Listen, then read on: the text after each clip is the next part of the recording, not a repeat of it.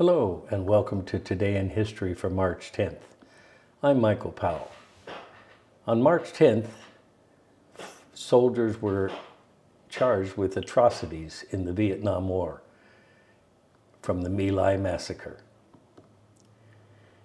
The U.S. Army accused Captain Ernest Medina and 4 other soldiers of committing crimes at My Lai in March of 1968.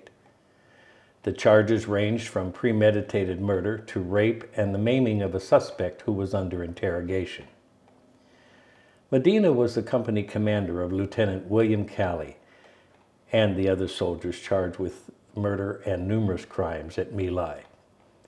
The My Lai Massacre became the most publicized war atrocity committed by the U.S. troops in Vietnam.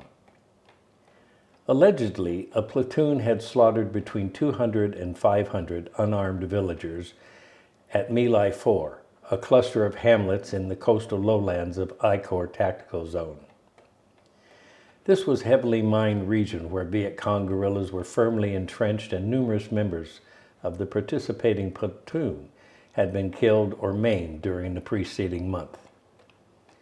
The company had been conducting a search and destroy mission in search of the 48th Viet Cong VC Local Force Battalion.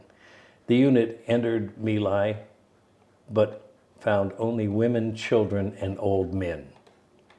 Frustrated by unanswered losses due to the snipers and mines, the soldiers took out their anger on the villagers. During the attack, several old men were bayoneted. Some women and children praying outside the local temple were shot in the back of the head, and at least one girl was raped before being killed. Many villagers were systematically rounded up and led to a nearby ditch where they were executed.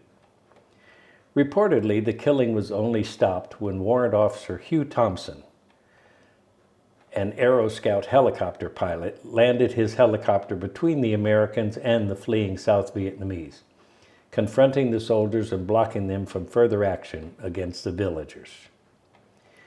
The incident was subsequently covered up, but eventually came to light a year later.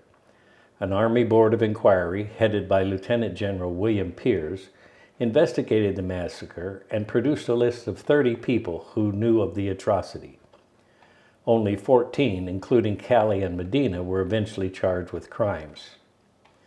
All eventually had their charges dismissed or were acquitted by courts-martial, except Calley, who was found guilty of murdering 22 civilians. He was sentenced to life imprisonment, but his sentence was reduced to 20 years by the Court of Military Appeals, and further reduced later to 10 years by the Secretary of the Army. Proclaimed by much of the public as the scapegoat, Calley was paroled in 1974 after having served about 3 years. Calley was paroled due to the intervention of President Nixon. And for Today in History, I'm Michael Powell. Join me again tomorrow, won't you?